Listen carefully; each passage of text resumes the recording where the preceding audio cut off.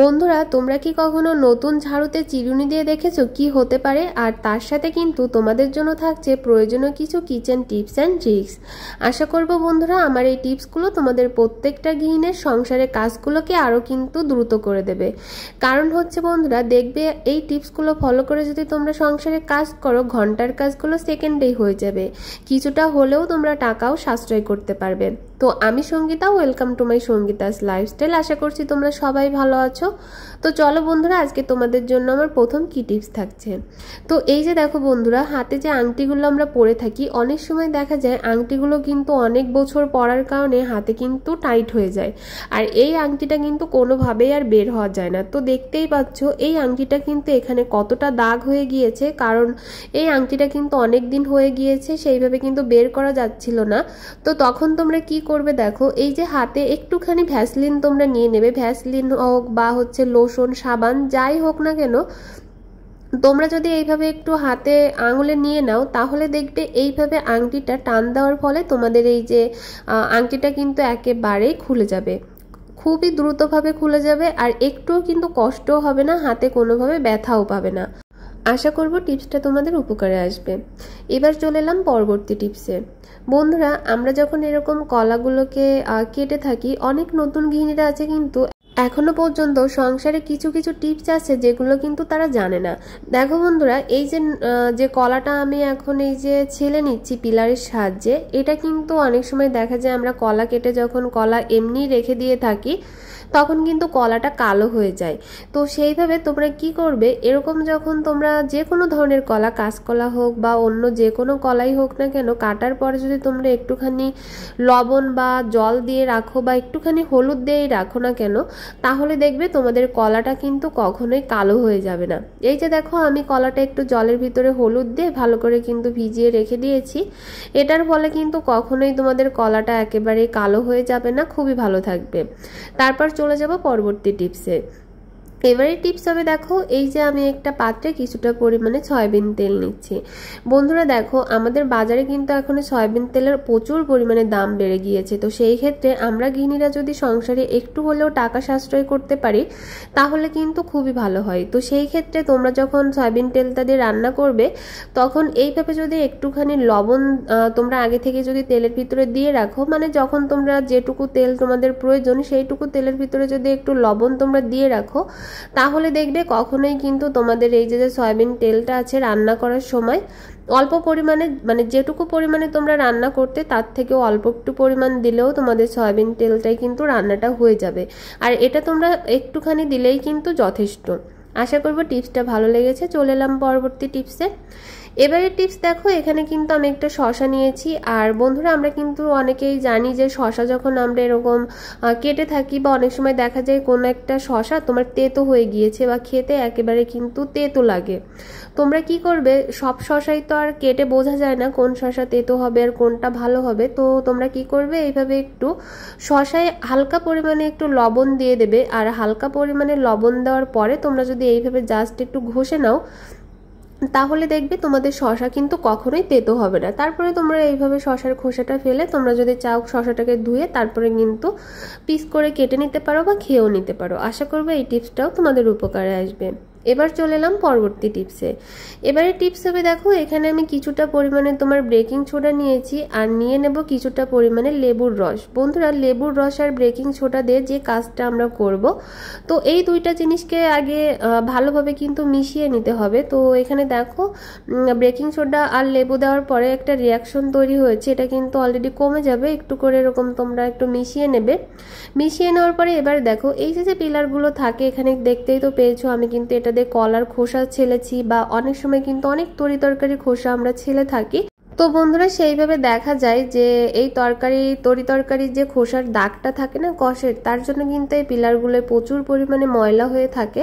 তো সেই ক্ষেত্রে তোমরা এইভাবে একটা ব্রাশের সাহায্যে কিন্তু খুব ভালো করে যদি একটু পরিমাণে ঘষে নিতে পারো, তাহলে দেখবে তোমাদের এই যে পিলারগুলোতে কিন্তু একটুও বন্ধুরা ময়লা থাকবে না। আর খুবই সহজে কিন্তু বেকিং সোডার সাহায্যে তোমরা পরিষ্কার করে নিতে পারবে। তো এখানে দেখো আমি কিন্তু খুবই সহজেই এখানে পিলারটা খুবই সহজে বেকিং সোডা আর লেবু দিয়ে পরিষ্কার করে নিয়েছি। আশা করব এই টিপসটাও তোমাদের উপকারে আসবে। এবার চলে এলাম পরবর্তী টিপসে। বন্ধুরা এবারের টিপস হবে, দেখো এই যে রুটিগুলো থাকে, যে রুটিগুলো আমরা দেখা যায় আগের দিন বানিয়েছি, তো সেই রুটিটা কিন্তু বাসি হয়ে গিয়েছে, মানে পরের দিনের রুটি তো অনেকটাই শক্ত হয়ে যায় বা খেতে কিন্তু একেবারে ভালো লাগে না, সেটা কিন্তু আমরা গরম করে তারপরে কিন্তু খেয়ে থাকি। তো বন্ধুরা তোমরা একটা কাজ করতে পারো, কোনো রকম গ্যাস খরচ ছাড়াই রুটিটাকে তোমরা গরম করে নিতে পারবে। কিভাবে? তো দেখো এই যে আমাদের চা পাতিলটা থেকে থাকে, আমরা যখন সকালে চাটা খেয়ে থাকি তখন কি করবে, চার যে ভাপটা ওঠে তোমরা একটা প্লেটের উপরে রুটিটা দিয়ে এইভাবে ঢেকে দেবে। কয়েক মিনিট এইভাবে ঢেকে দেওয়ার ফলে তোমাদের চার জলটা যতক্ষণ গরম হবে ততক্ষণ এইভাবে ঢেকে দেওয়ার ফলে দেখতে পারবে তোমাদের রুটিটা কিন্তু একেবারে গরম হয়ে যাবে। পরবর্তীতে এই রুটিটা কিন্তু তোমরা একেবারে গরম গরম খেয়ে নিতে পারবে। রুটিটা কিন্তু দেখো একেবারেই নরম হয়ে যাবে। তো এখানে দেখো রুটিটা কিন্তু খুব ভালোভাবে কিন্তু গরম হয়ে গিয়েছে। আশা করব এইভাবে তোমরা কিন্তু তোমাদের বাসি রুটিগুলো কোনো রকম কোনো গ্যাস খরচ ছাড়াই গরম করে নিতে পারো। এবার চলে এলাম পরবর্তী টিপসে। বন্ধুরা কোনো রকম দাবটি ছুরি ছাড়াই কিভাবে তোমরা মাছ কেটে নিতে পারবে সেটাই কিন্তু এখন আমি তোমাদেরকে দেখাবো। এই যে মাছগুলো আছে, দেখা যায় অনেক মা কাকিমারা আছে যাদের কোমরে ব্যথার কারণে অনেক সময় পর্যন্ত কিন্তু বসে মাছ কাটতে পারে না। বিশেষ করে ছোট মাছগুলো কাটতে কিন্তু দেখা যায় যে অনেকটা সময় লাগে, বা অনেক সময় হাঁটু গেড়ে বসেও মাছ কাটা সম্ভব না। সেই ক্ষেত্রে এইভাবে যদি তোমরা একটু দাঁড়িয়ে দাঁড়িয়ে কাঁচির সাহায্যে এইভাবে যদি তোমরা মাছ কাটতে পারো তাহলে দেখবে তোমাদের কিন্তু কখনোই কোমরে ব্যথা হাঁটু ব্যথার প্রবলেম হবে না, তোমরা যখনই মাছ কাটো না কেন। আর দাঁড়িয়ে দাঁড়িয়ে মাছ কাটার ফলে কিন্তু এটা খুবই দ্রুত কাটা হয়ে যাবে, হাত কাটারও কিন্তু কোনো রকম কোনো ভয় থাকবে না। তোমাদেরকে আমি একটু ভালোভাবে দেখিয়ে দিচ্ছি। দেখো এখানে আমি কিভাবে মাছগুলোকে খুব সহজেই কেটে নিচ্ছি, আর কিভাবে দাঁড়িয়ে দাঁড়িয়ে মাছের আঁশটাও ছাড়ানো যায় সেরকম ভিডিও কিন্তু আমার চ্যানেলে দেওয়া আছে, তোমরা যদি চাও সেখান থেকে দেখে নিতে পারো। তো সব থেকে বড় কথা হচ্ছে দা বটি ছুরি ছাড়াই তোমরা একটা কাঁচির সাহায্যে কিন্তু খুবই সহজে মাছ কেটে নিতে পারবে। আশা করব বন্ধুরা আমার এই টিপসটাও তোমাদের একটু হলেও সকলের উপকারে আসবে। যদি টিপসটা ভালো লাগে একটা লাইক দিতে ভুলো না। এবার চলে এলাম পরবর্তী টিপসে। বন্ধুরা আমরা নতুন ঝাড়ুতে কেন চিরুনি দেব? দেখো অনেক সময় আমরা যখন বাজার থেকে এরকম ফুল ঝাড়ু কিনে এনে থাকি, এই ফুল ঝাড়ুতে কিন্তু প্রচুর পরিমাণে এই ঝাড়ুগুলোর যে ফুলটা থাকে সেটা কিন্তু থেকে যায়। এই যে এই ফুলটা ছড়াতে কিন্তু আমাদের অনেকটাই প্রবলেম হয়ে থাকে। দেখা যায় আমরা যখন ঘর ঝাড়ু দিয়ে থাকি, এই নতুন ঝাড়ু থেকে কিন্তু এই ফুলগুলো ঝাড়ু দেওয়ার সময় আরও ঘর উল্টো নোংরা হয়ে থাকে। আর এগুলো কিন্তু কিভাবে তোমরা পরিষ্কার করবে বা এই ফুলগুলো কিভাবে তোমরা ঝরাতে পারবে সেরকম একটা টিপস তোমাদের সঙ্গে শেয়ার করছি।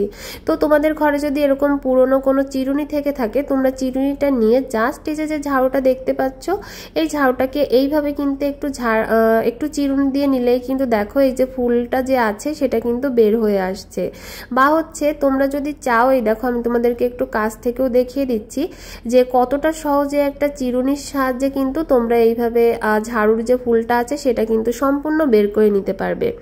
তো একেবারে প্রথম থেকেই কিন্তু শুরু করতে হবে। দেখো আমি ঠিক যেভাবে টান দিচ্ছি উল্টো দিকে কিন্তু একেবারে টান দেওয়া যাবে না, তাহলে কিন্তু ঝাড়ুটা নষ্ট হয়ে যেতে পারে। তো সেই ক্ষেত্রে তোমরা এরকম চিরুনি দেওয়ার মতোই কিন্তু যদি চুল চিরুনি দেওয়ার মতোই যদি চিরুনিটা দিয়ে থাকো তাহলে দেখবে দেখো কতটা বের হয়ে গিয়েছে। খুবই সহজে কিন্তু তোমরা বের করে নিতে পারবে। আর প্রত্যেকেই নতুন ঝাড়ু কেনার পরে এরকম আগে থেকে এই ফুলগুলোকে বের করবে, তাহলে দেখবে তোমাদের ঘর নোংরা হয়ে যাওয়ার কোনো রকম ভয় থাকবে না। আর এই ফুলটা বের করার তো খুবই ইজি পদ্ধতি, তোমরা দেখে নিলে এরকম চিরুনির সাহায্যে খুবই সহজে ফুল ঝাড়ুর এই ফুলগুলো কিন্তু তোমরা একেবারে বের করে নিতে পারবে। আশা করব আমার এই টিপসটাও তোমাদের প্রত্যেকটা গৃহিণীর একটু হলেও উপকারে আসবে। তো দেখো আমার কিন্তু ঝাড়ুটার একেবারে সম্পূর্ণটা বের হয়ে গিয়েছে। তো এইভাবে যদি বের করো দেখবে খুবই দ্রুত বের করে নিতে পারবে। ভিডিওটা কেমন লেগেছে অবশ্যই কমেন্ট করে জানিও। আর আমার চ্যানেল যদি নতুন হয়ে থাকো তাহলে অবশ্যই চ্যানেলটাকে সাবস্ক্রাইব করে দিয়ে আমার পাশে থেকে যেতে পারো।